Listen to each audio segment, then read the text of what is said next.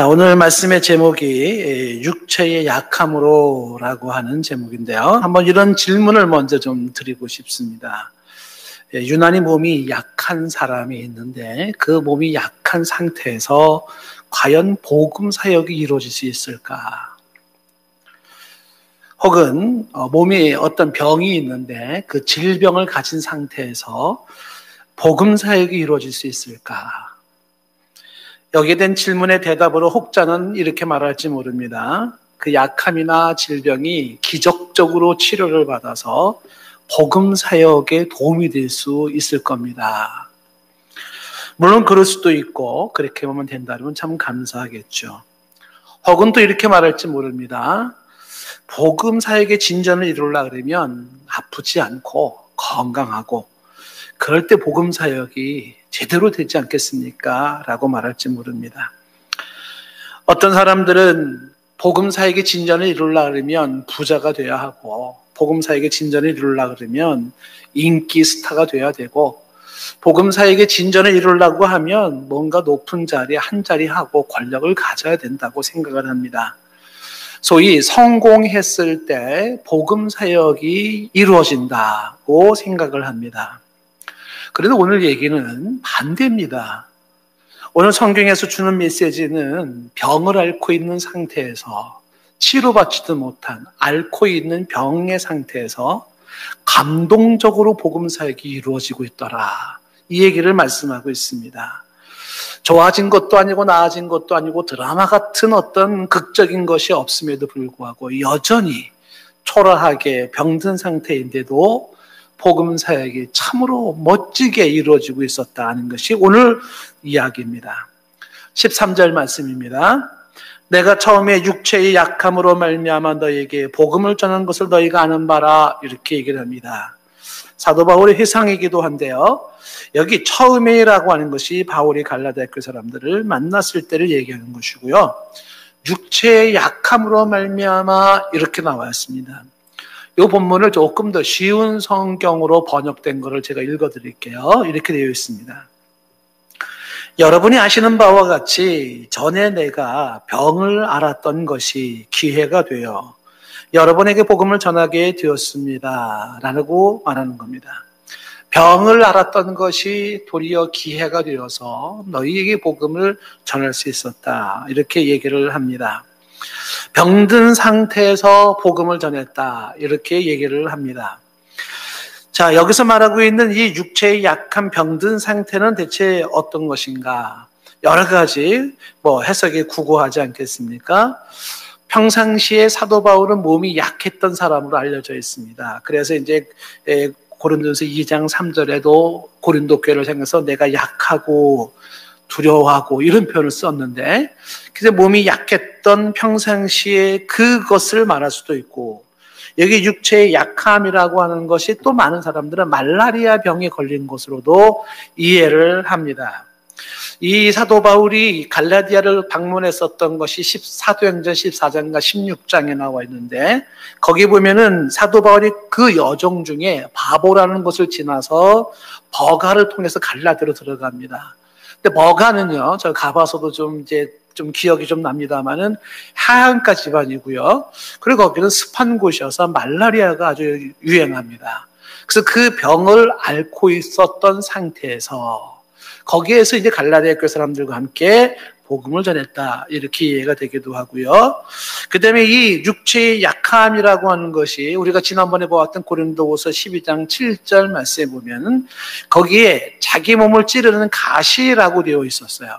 그 가시를 사탄의 사자라고 표현을 했는데 중간에 나와 있는 대로 그 사탄의 사자라는 표현이 보통 간질병에 해당되는 말입니다.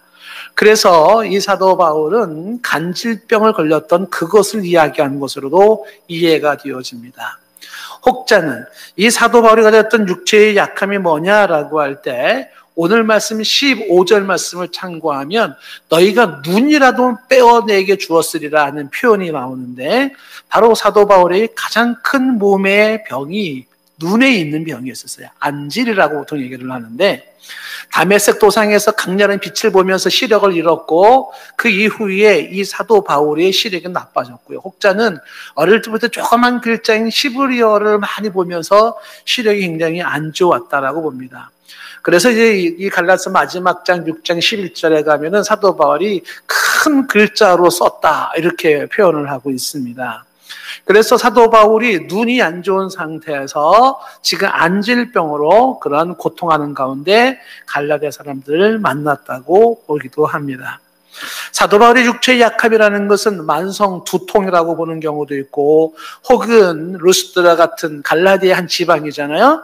거기에서 당했던 핍박, 환난을 이야기할 수도 있고 혹은 마틴 루터 같은 사람은 사도 바울이 가지고 있는 질병이 심적인, 정신적인 고통과 괴로움이었다고 그렇게 보기도 합니다. 어떤 질병이든지 간에 사도 바울은 육체의 약함을 가지고 너희에게 복음을 전했다고 이야기를 하고 있습니다. 한 가지 우리가 여기서 짚고 넘어갈 게 있겠죠. 복음 사역자, 전적으로 복음을 사역하는 자에게도 질병이 있더라는 거예요. 평범하고 상식적인 이야기 같지만 그것이 지금 첫 번째로 주목해 보는 것입니다. 복음 사역을 하는데 그리고 열심히 주님의 나라를 위해서 일을 하는데 병이 있더라. 이렇게 성경은 말을 하고 있는 겁니다. 그런데 심각한 것은 이 병은 치료받지 못하는 병이고 평생 가지고 살아가는 병이기도 합니다. 이 병이 없어지기를 위해서 기도했지만 하나님은 응답하지도 않았습니다. 사도 바울은 외모가 왜소하고 평상시도 약한 모습을 가지고 있었지만 그러나 그는 지금 질병 상태에서 신음을 하고 있습니다. 열이 날 수도 있고 걷기도 힘들고 식음을 전폐하면서 힘들어하는 상황입니다. 이렇게 볼 수 있겠죠. 야, 그렇게 병든 상태로 무슨 복음 사역이 이루어지겠어? 그래가지고 무슨 하나님의 영광이나 받겠어? 그러면서 그 질병에 들어있는 그 모습을 바라보면서 오히려 복음 사역에 방해가 되고 주님의 영광을 가릴 것이라고 생각하기 쉽습니다. 그런데 오늘 말씀은 그 질병 중에 놀라운 복음 사역이 이루어졌다. 이게 오늘의 말씀인 것입니다. 육체의 약함으로 말미암아 너희에게 복음을 전할 수가 있었다. 이렇게 말을 합니다. 자, 이 비슷한 경우를 예를 한번 들어본다 그러면 보통 장로교에서 가장 중요하게 생각하는 인물 중에 한 사람이 존 칼빈이라는 사람입니다. 깔뱅이라고 하는 불어식 발음으로 얘기를 하지만은 존 칼빈은 장로교를 시작한 사람이라고 볼 수도 있고요. 그다음에 개혁주의 신학의 문을 연 사람입니다. 지금까지도 존 칼빈 이후로 약 500년이 지난 이후에도 이만한 인물이 안 나온다고 할 만큼 대단한 기독교의 영향을 준 학자죠. 근데 이 사람에게는요, 성장 과정과 일생을 보면은 참 힘든 그러한 인생 사례를 보게 됩니다. 특히 요즘같이 코로나가 유행했던, 팬데믹이 유행했던 그 대표적인 피해자가 존 칼빈입니다. 대표적인 예를 들면 칼빈이 6살 때 그 엄마가 이 전염병으로 돌아가셨어요. 전염병 팬데믹에 의해서. 그리고 9년 결혼 생활을 하는 동안에 3 자녀가 전염병으로 죽었습니다. 전염병에 한이 맺히는 거죠. 거기서 끝난 게 아니라 칼빈의 아내도 전염병으로 죽었습니다. 그래서 역병에 대해서는 굉장히 많이 시달렸던 사람이 바로 존 칼빈입니다. 이 존 칼빈의 별명이 종합병원이라고 일컬어지는데 병이 굉장히 많았던 사람이라고 알려져 있습니다. 열병과 담석과 통풍과 치질과 폐병과 위궤양, 장염, 편두통 이 병을 평생 달고 살았던 사람이 존 칼빈이라고 합니다. 사람들은 말하겠죠. 야, 그렇게 병든 상태에서 병으로 네 아내도 죽고 엄마도 죽고 애들도 죽고 그런 상태에서 무슨 복음이 전해지겠어? 야, 그래가지고 무슨 복음의 진전이 이루어지겠어? 라고 말하지 않겠습니까? 그런데 이만큼 기독교에 영향을 준 사람이 없었다는 거예요. 그런 병으로서 종합병원이라는 별명을 가지고 살면서도 이 많은 복음 사역에 영향을 준 사람이 없었다는 사실입니다. 자신도 힘들고 자신도 불우하지만 칼빈은 주변의 사람들을 어떻게 하면 도울까 그것이 칼빈의 마음이었습니다. 그래서 병든 자들을 위해서 병원 사역을 하기도 하고 교육 사역을 통하여 사람들이 가르치기도 했습니다. 사람들을 만날 때마다 천국의 소망을 이야기하고 하나님의 나라를 심어주었습니다. 병자들을 찾아가면서 신방을 하고 기도해주고 그들을 사랑해 주었던 겁니다. 의학적으로는 도움이 줄 수 없었고 물질적으로는 도움을 줄 수 없었지만 그들에게 예수 그리스도의 복음을 심어주고 어떻게 하나님을 만날지, 무엇이 바른 신앙인지, 천국의 소망이 무엇인지, 예수님이 누구신지를 가르치며 사랑하고 섬겼던 칼빈입니다. 병든 상황 속에서도 하나님 앞에서 귀하게 쓰임받았던 모습입니다. 사람들이 봤을 때는 결코 세상적으로 성공한 것 같지 않지만 복음을 위해서는 가장 멋지게 위대하게 쓰임받았던 모습입니다. 성경은 기가 막힌 역설들을 이야기합니다. 인간이 자신의 연약함을 알고 그 연약함 때문에 하나님을 의지하고 하나님 앞에 항복할 때 그때 하나님이 일하시기 시작한다는 거예요. 하나님이 일하신다는 거예요. 사람이 하는 것 같지만 그러나 하나님이 하시는 일이 있는데 그 하나님의 일은 인간의 한계를 느끼며 연약함을 느낄 때 항복할 때입니다. 이것을 사도 바울이 일찍이 경험을 했죠. 그래서 자기 몸에 가시가 있었을 때에 그 가시가 없어지도록 기도했고 그런 하나님은 응답하지 않았습니다. 그때 사도 바울이 발견한 놀라운 비밀이 무엇입니까? 고린도후서 12장 9절 말씀에 그는 이렇게 말했지요. 하나님은 내게 이렇게 말했습니다. 내 은혜가 내게 족하다. 하나님, 저는 지금 가시가 찌르고 있어요. 아파 죽겠습니다. 제가 지금 이렇게 힘들어요. 근데 하나님은 내 은혜가 내게 족하다라고 말을 하는 겁니다. 그러면서 말하기를 나의 능력이 너의 그 약한 데서 온전해진다라고 하나님은 말씀합니다. 하나님의 능력이 너의 그 약한 데서, 너의 그 가시 속에, 인생의 아픔 속에, 그 질병 속에서 하나님의 능력이 온전해진다고 말을 합니다. 사도 바울은 말합니다. 그래서 도리어 나는 이제 크게 기뻐합니다. 뭘 기뻐해요? 내 몸의 가시를 기뻐하고 사탄의 사자인 질병을 기뻐한다고 말합니다. 왜냐하면 나의 이 여러 약한 것들에 의하여서, 지금 9절 말씀 보고 있습니다. 약한 것들에 의해서 자랑하는데 그리스도의 능력이 내게 머물기 때문이라고 말하고 있는 것입니다. 그리스도의 능력은 내가 약할 때에 머물기 때문에 그렇습니다. 10절 말씀에 사도 바울은 계속 이렇게 말하죠. 그러므로 내가 그리스도를 위하여 약한 것들과 능욕과 궁핍과 박해와 곤고를 기뻐하노니. 이상하지 않습니까? 정신병자 아닐까요? 약한 것들을 기뻐하고 능욕받는 걸 기뻐하고 궁핍함을 기뻐하고 박해를 기뻐하고 곤고를 기뻐한답니다. 왜냐하면 내가 약한 그때에 강해지는 비결을 알고 있었기 때문입니다. 내가 약한 그때가 강함이라, 내가 약한 그때가 하나님이 일하실 때라는 것을 잘 알고 있습니다. 몸의 가시를 기뻐하고 약한 것을 기뻐하는 이유는 그때 비로소 나는 주 앞에 항복할 수 있었고, 그때 비로소 나는 하나님 앞에 무릎 꿇을 수 있었고, 그때 비로소 하나님 앞에 부르짖을 수 있었습니다. 한계를 알기에 하나님을 의지할 수 있었고, 연약함을 알고 있었기 때문에 내 힘으로 어찌할 수 없어 하나님을 그리도 찾게 되었던 것입니다. 그리고 하나님의 능력은 그때 머물고 하나님은 일하기 시작했다는 사실입니다.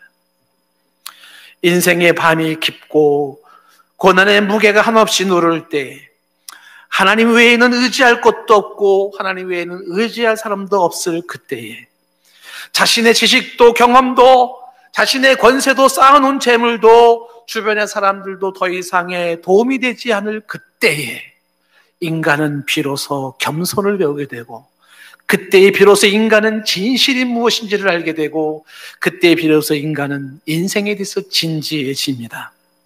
그 겸손으로, 그 진실함으로, 그 진지함으로 하나님 앞에 무릎 꿇는 순간 하나님의 능력은 임하고 하나님은 일하기 시작합니다.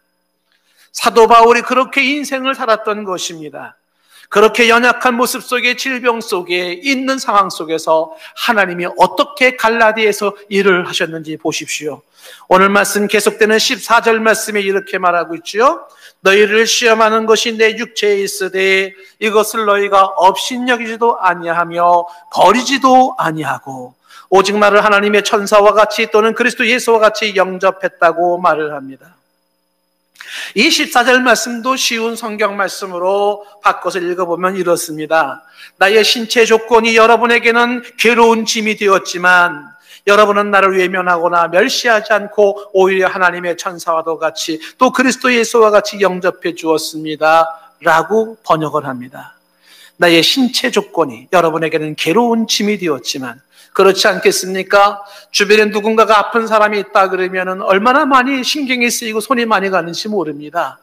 사람들이 이 병든 사도 바울, 그것도 이방인 외지에서 온 사람이 왜소한 외모를 가지고 병을 앓고 있는 사람이 있는데 이 사람을 향하여서 사도 바울이 원색적인 표현을 쓰고 있는 게 뭐냐 하면 이렇게 말하는 거죠. 너희가 업신여기지도 아니하고 버리지도 아니하고, 이건 굉장히 원색적인 표현입니다. 업신여기지도 아니하며라는 건 쓸모없다고 여기지도 아니하고 그런 뜻이에요.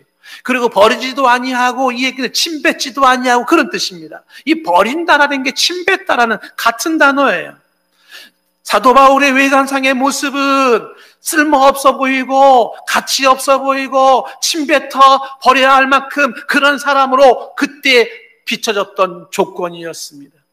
그런 사람을 향하여서 갈라디아 사람들은 또 웬 외지에서 환자 하나 들어왔네, 전염병이 오면 어떡하지? 침을 뱉어요. 당시의 사람들은 병자를 만나면 침을 뱉어서 그 병이 자기에게 오지 않게 하는 관습이 있었습니다. 지금도 예나 지금이나 침 뱉는 건 좋은 뜻이 아니에요. 상종하지 않겠다는 뜻도 있고 상대를 더럽다는 뜻도 있지요.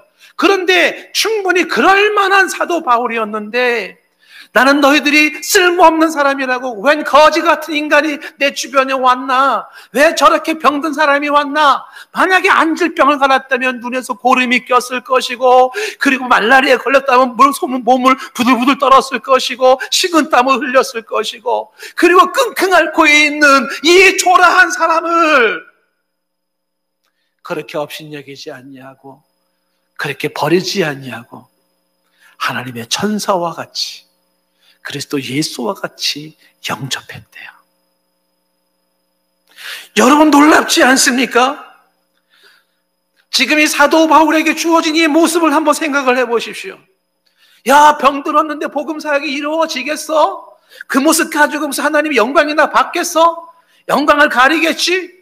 사도 바울은 내 병이 들렸는데 기도했더니 기적으로 치유받았어요. 뭐 이러고 간증하면서 복음 전한 건가요?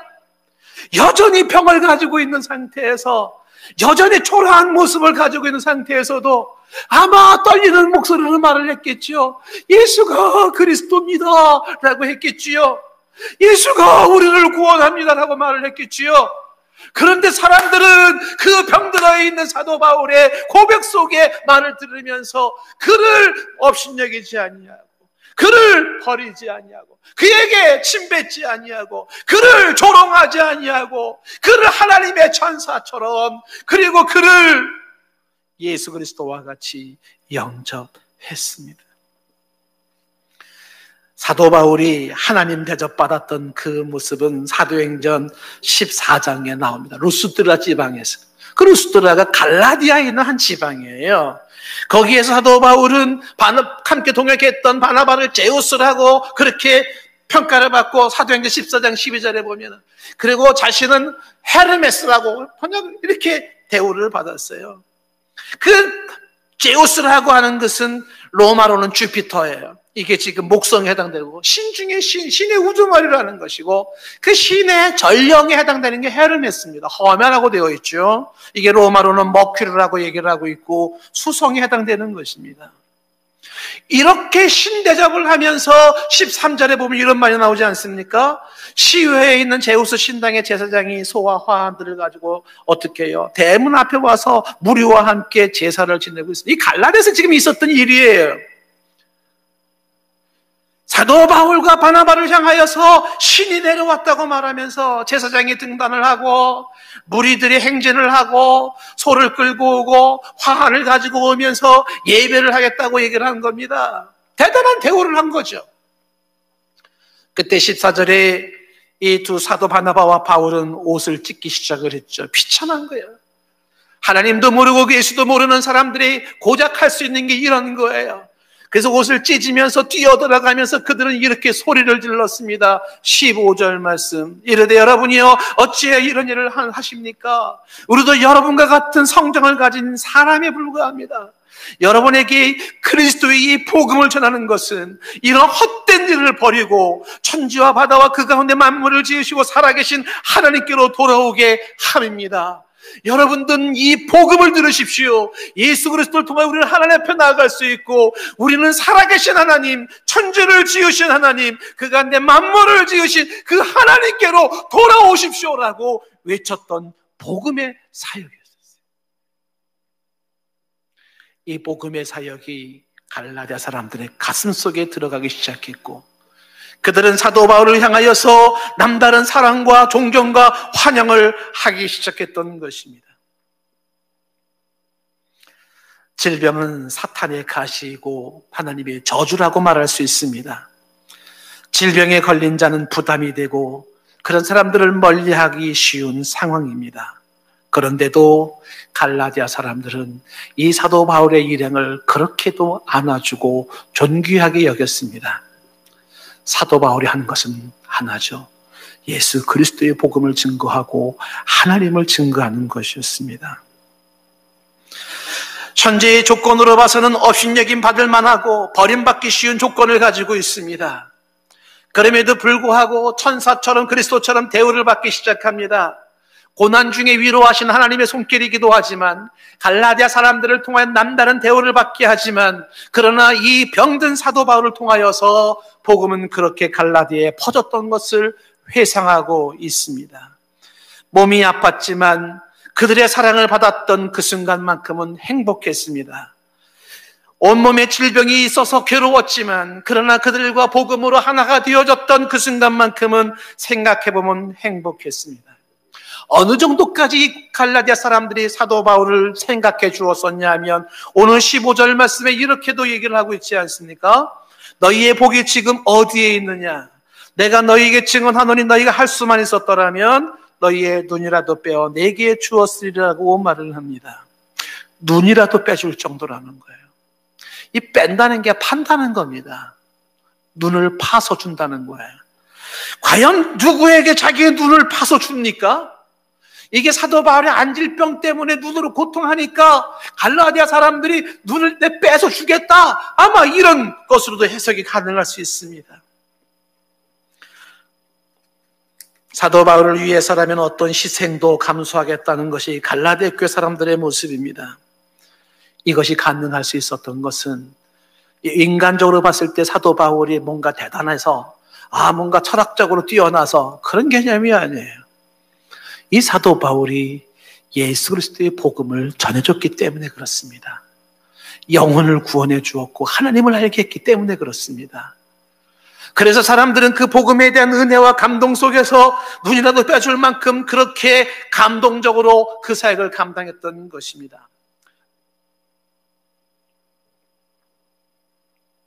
그런데 이 15절 말씀의 뉘앙스가 이렇게 바뀌고 있습니다. 너희의 그 복이 지금 어디에 있느냐라고 묻습니다. 이 복이라는 게 행복과 기쁨과 그 사랑과 그 헌신이에요. 그거 지금 어디 갔냐라고 묻습니다. 이 질문은 뭐지요? 그토록 너랑 나랑 아름다웠던 그 모습이 어디로 갔는가? 그렇게까지 우리가 함께했던 그 좋은 모습은 어디로 갔는가? 이 질문을 하고 있습니다. 사도 바울은 지금 무슨 질문을 하고 있는 것일까요?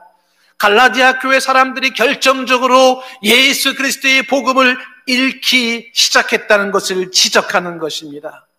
복음을 떠나고 있는 갈라디아 사람들의 모습이에요. 그래서 그때 그 복이 어디 있느냐고 묻는 겁니다. 내가 병들었을 때에, 내가 질병이 있었을 때 너희들이 나를 그렇게 대접해주고 눈이라도 빼줄 정도가 아니었었느냐? 그것이 가능했던 이유가 무엇이냐? 너와 나 사이에 예수 그리스도의 복음이 있었기 때문이 아닌가? 그런데 너희들이 복음을 떠난다고? 그리스도를 떠난다고? 이 비통한 모습을 지금 이야기하고 싶은 겁니다. 복음이 떠나면 너와 나의 사이는 어떻게 될 것인가? 복음이 없어지는 너와 나 우리의 관계는 어떻게 될 것인가? 뻔합니다. 오늘 말씀 16절 말씀에 이렇게 얘기를 하죠. 그런즉 내가 너희에게 참된 말을 함으로 원수가 되었느냐. 좀 전까지만 해도 아름다웠던 그 모습이 원수의 이야기로 바뀌어지기 시작을 합니다. 왜 이렇게 됐습니까? 그런 병든 모습에도 아름다웠던 그런 사랑의 관계가 이제는 그렇게 멀어져가는 원수 관계가 되었던 그 결정적인 이유가 뭐였었습니까? 복음 안에 있을 때와 복음 밖에 있을 때의 차이점입니다. 복음 안에서는 그렇게 외모를 보지 아니하고 사랑하며 그리고 헌신할 수 있었는데 복음을 떠날 때는 원수로 지낼 수밖에 없는 상황인 것을 말씀하고 있습니다. 사도 바울 입장에서는 고민이 됐겠지요. 내가 갈라디 사람들하고 인간관계를 잘 맺었는데 그 사람들이 나를 후원도 잘해주고 나를 향해서 눈도 빼줄 만한 사람인데 내가 이 복음을 조금만 뒤로 양보를 하면 그 사람들하고 잘 지낼 수 있을 텐데 내가 복음을 좀 양보하고 갈라디 사람들처럼 그렇게 초등학문으로 돌아가서 그렇게 좀 지낼까? 이런 유혹도 있었겠지요. 사도 바울은 한 가지가 분명했습니다. 그 누가 뭐라 해도 예수 그리스도의 복음만큼은 양보할 수가 없었던 거예요. 그래서 차라리 뭘 선택한다고요? 너희와 내가 원수 관계가 될 수밖에 없겠구나. 사도 바울의 가슴이 찢어지지 않겠습니까? 마음이 아프지 않았겠습니까? 내가 참된 말 이 복음을 전한다고 해서 우리는 이제 원수가 되어야 되는 것인가? 내가 너희들을 놓치고 싶지 아니하고 다음 주에 보겠지만 한 사람을 이렇게 예수의 사람으로 세우기까지 해산의 수고를 하는데 그토록 고통 속에서 아픔 속에서 만들어 놓았던 우리의 이 모습에서 그 어떤 차들의 게임에 빠져서 그 어떤 철학에 빠져서 그 어떤 유혹에 빠져서 예수를 떠나고 복음을 떠나는 너희들의 모습은 이제는 원수가 되어야 한단 말인가? 복음이 너와 나를 하나로 묶어주었고 복음이 너와 나를 사랑하게 했습니다. 복음이 원수를 친구 되게 했고 복음이 너와 나를 아름답게 했습니다. 그런데 복음을 떠난다고요? 그러면 친구가 원수가 될 것이고 복음을 떠나면 아름다웠던 관계는 취해지기 시작할 것이고 복음 안에서 행복했던 우리는 복음 밖에서 우리는 불행해질 수밖에 없다는 것이에요. 고린도전서를 보면서 우리는 전반부에서 그런 내용을 많이 보았습니다. 고린도 교회가 분파 싸움을 하고 분열을 하고 그렇게 다툼이 많았었던 이유가 무엇이었습니까? 복음을 떠났기 때문이었습니다. 십자가의 도를 떠났기 때문이었었습니다. 오늘날도 교회 안에 당파 싸움이 생긴다든지 오늘날의 교회 안에 사람에 대한 미움이 싹트고 분열이 싹트고 사람들을 향하여서 다툼이 생긴다면 그것은 다툼의 원인이 있기 때문이라고 말하는 것이 아니라 복음에서 멀어지기 때문이라는 사실이에요. 저는 우리 교회가 그런 교회가 되지 않기를 원합니다. 인간적으로 봤을 때는 마음에 안 드는 사람이지만 당신은 환자요, 당신은 전염병자요, 당신은 부담스러운 사람이요 라고 할지라도 복음이 있을 때는 끌어안았고 함께 했습니다. 그러나 복음이 떨어진다면은 그때는 아무리 지냈던 사람일지라도 거기는 다툼과 분열만이 주어지는 것입니다. 교회와 한국교회와 이 땅의 모든 크리스천들이 십자가 앞에서 만나고 복음 안에서 만나야 할 줄로 믿습니다. 이 복음이 충만할 때, 예수 그리스도의 십자가의 복음이 충만할 때, 그때에 갈라디아 교회 사람들이 이 병든 사도 바울을 끌어안는 것처럼 끌어안게 될 것입니다. 그러나 복음에서 멀어진다면 그토록 좋았던 추억의 아름다운 관계는 원수 관계로 바뀌어지고 말 것입니다. 복음이 하나 되게 했어요. 복음이 사랑하게 만들었어요. 복음이 헌신하게 한 것입니다. 그런데 그 복음을 떠난다고? 여러분 말씀을 이렇게 한번 정리해 보십시오. 육체의 질병으로 힘든 나날을 보내고 있었던 한 인간 사도 바울입니다. 초라한 모습으로, 병들어 있는 모습으로, 어쩌면 식은땀을 흘리고 있고 혹은 몸이 열이 나서 부들부들 떨고 있을지도 모릅니다. 정말 버려진 노숙자와 같은 모습이 아니겠습니까? 그때 사도 바울은 하나님, 내 힘으로는 할 수가 없어요, 하나님이 하셔야 됩니다라고 정말 깊이 있는 기도를 드렸겠죠. 그리고 하나님은 일하기 시작하셨습니다. 그 질병 가운데 복음은 전파되기 시작했고, 갈라디아 사람들은 그 복음을 들으면서 감동을 갖기 시작했고, 사도 바울을 왜 물어보지 아니하고 그 병든 자들을 끌어안으면서 그에게 침 뱉지 아니하고 그를 무시하고 쓸모없다는 사람으로 취급하지 아니하고 하늘의 천사처럼 그리고 그리스도처럼 그를 사랑하고 품기 시작했습니다.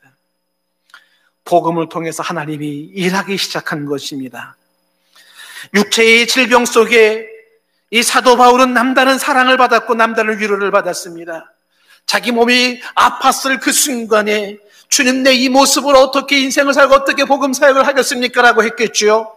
그러나 그때의 저 이방 사람들로 하여금 남다른 대우를 받게 하면서 사랑을 받게 했습니다. 병들었을 때, 그리고 그 약했던 그 순간에 그때의 남다른 사랑을 받으면서 그 감동을 받으면서 그때의 그 행복했던 순간, 그때 그 기뻤던 순간, 이것이 가능했던 것은 나는 오직 예수 그리스도의 복음만을 전했고 그 복음으로 말미암아 하나님이 일하셨던 것입니다. 복음으로 만나게 했고 복음으로 하나가 되었고 복음 안에서 사랑을 했습니다. 복음이 있었기에 소망이 있었고 복음이 있었기에 위로가 있었으며 복음이 있었기에 하나님은 일하고 있었습니다. 지금 우리는 코로나로 인하여 몸은 떨어져 있고 영상으로 예배를 드리고 있지만 우리는 복음 안에서 하나인 줄로 믿습니다. 몸은 떨어져 있지만 우리는 복음 안에서 교제하며 복음 안에서 소망을 갖는 줄로 믿습니다. 복음이 있는 곳에 하나님이 일하시고 복음이 있는 곳에 우리는 행복을 찾을 수가 있습니다. 복음이 축복이며 복음이 생명입니다. 오늘 설교 말씀을 마치면서 저는 한 분을 좀 소개하고 싶습니다. 지금으로부터 한 10년 전쯤에 한 젊은 친구가 노래를 하나 만들었습니다. 이혁진이라고 하는 형제인데, 제가 알고 있는 그 이혁진인지는 모르겠습니다만은 이 친구가 노래를 이제 만들고, 그리고 나서 10년 전 이야기예요. 그리고서 이제 재미교포였던 짐 브라이언이라는 사람이 이 노래를 불렀습니다. 발표를 한 거죠. 그리고 그 노래를 발표하고서 이 짐 브라이언 사람은 잠적을 했습니다.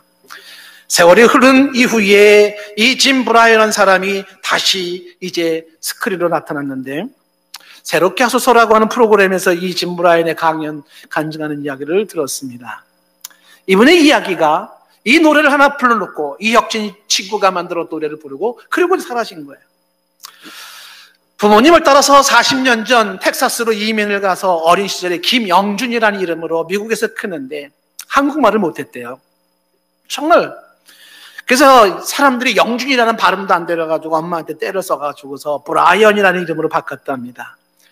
유일하게 믿음을 가진 게 엄마였었고 엄마가 믿는 그 그리스도 하나님이 궁금했었고 그 엄마의 이제 아마 권면이 있었겠죠. 그래서 이제 고등학교 3학년 때 한인들 500명이 모인 고3 때 수련회를 참석을 했답니다. 참석해서 그때 복음성가 찬송을 부르는데 나 주님의 기쁨 되길 원하네 찬양을 불렀다는 거야. 나 주님 기쁨 되길 원하네. 뭐 여기 그 학생들이 막 은혜 받고 감동하고 막 그랬겠죠.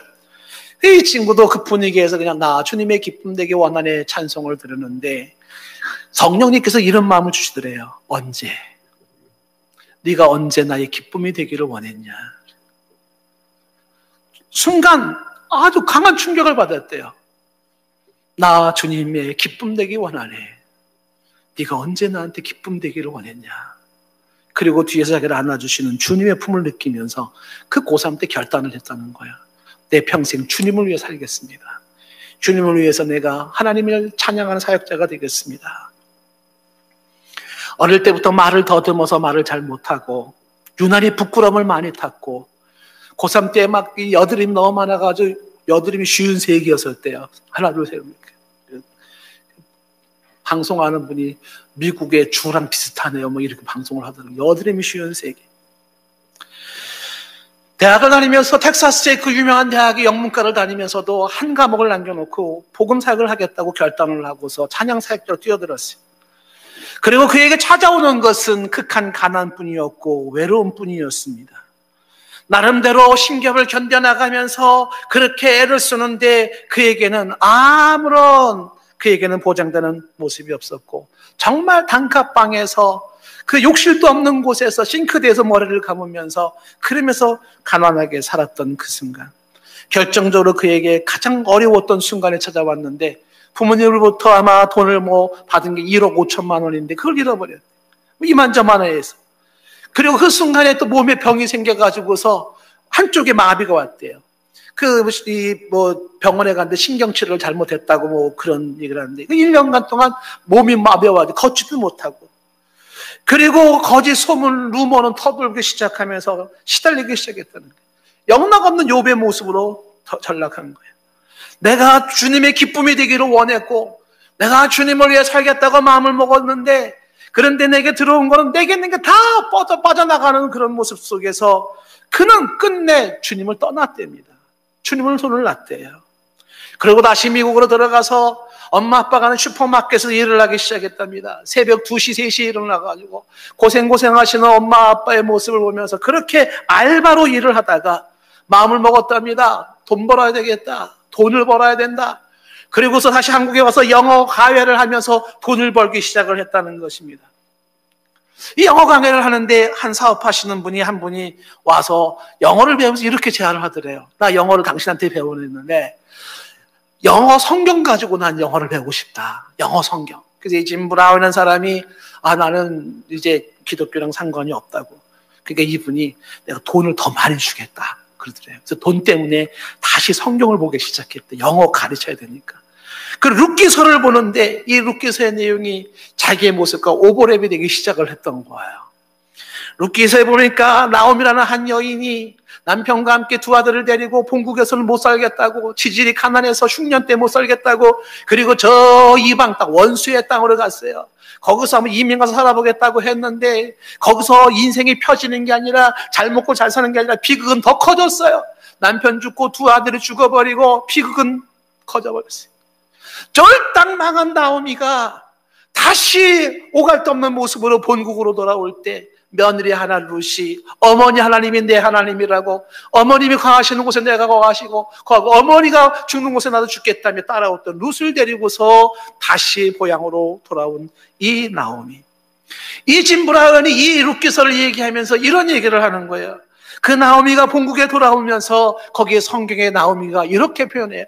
룻기서 1장 20절 말씀에 말하기를 나오미가 그들에게 이르되 나를 나오미라 부르지 말고, 이 나오미라는 말의 뜻이 기쁘다, 즐겁다, 사랑스럽다. 나의 이름을 기쁘다, 즐겁다, 사랑스럽다 이름 부르지 말고 나를 마라라 부르라. 마라, 쓰다, 괴롭다 라고 부르라고 이야기를 하는데, 이 모습이 자기의 모습과 같다는 거예요. 내게 나를 부를 때 나를 부를 수 있는 것을 인생이 쓰고 인생이 괴롭고 이것을 자기를 불러야 할 존재라고 생각을 했다는 거예요.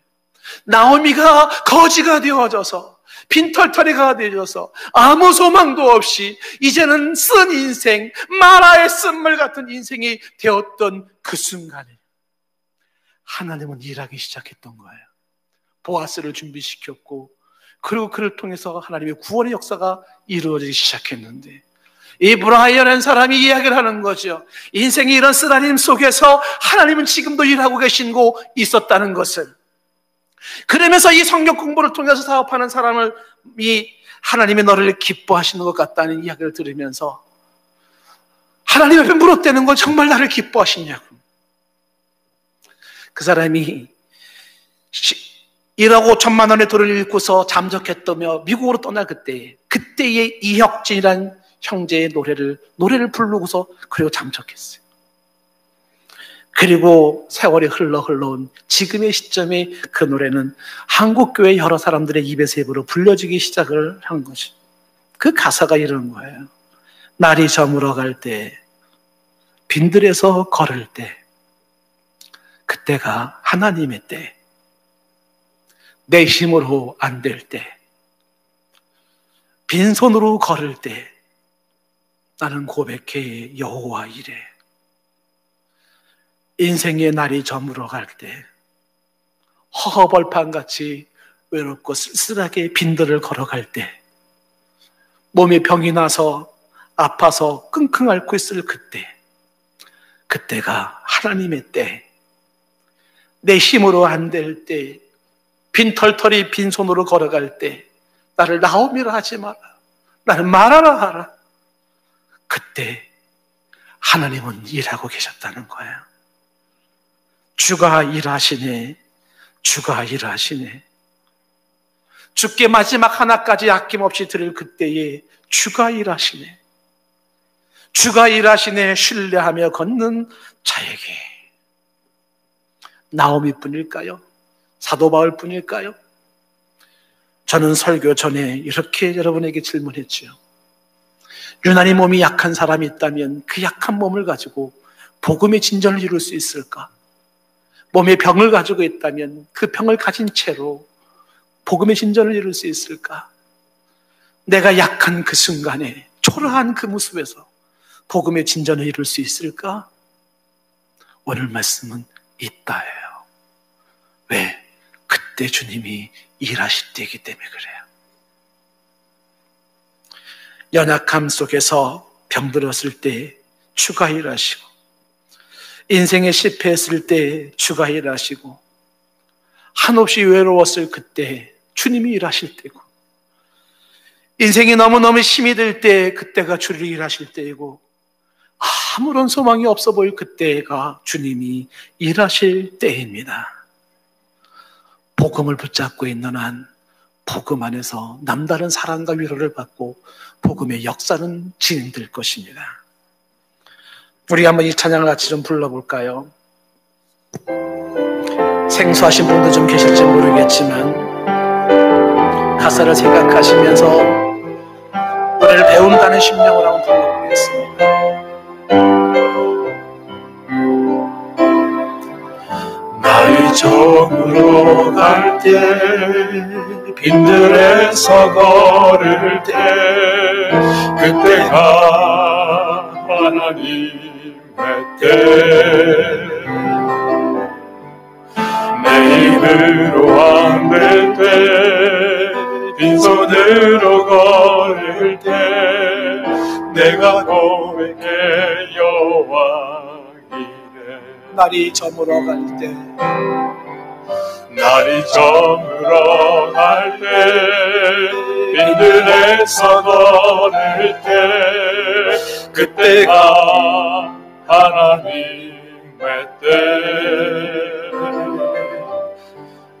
내 힘으로 안 될 때, 빈손으로 걸을 때, 내가 고백해 여호와 이래. 주가 일하시네, 주가 일하시네. 주께 아끼지 않는 자에게 주가 일하시네, 주가 일하시네. 신뢰하며 걷는 자에게 주가 일하시네, 주가 일하시네, 주가 일하시네. 주께 아끼지 않는 자에게 주가 일하시네, 주가 일하시네. 신뢰하며 걷는 자에게.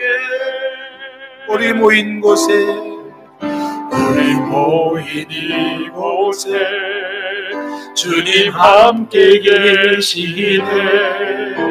누리네 아버지 은혜. 적은 떡과 물고기 내 모든 걸 드릴 때 모두 고백해 여호와 이래. 우리 모인 그곳에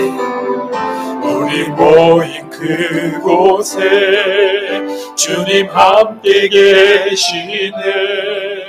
우리네 아버지 은혜. 적은 떡과 물고기 내 모든 걸 드릴 때 모두 고백해 여호와 기대. 주가 일하시네. 주가 일하시네. 주께 아끼지 않는 자에게 주가 일하시네. 주가 일하시네. 신뢰하며 걷는 자에게 주가 일하시네. 주가 일하시네. 주가 일하시네. 주께 아끼지 않는 자에게 주가 일하시네. 주가 일하시네. 신뢰하며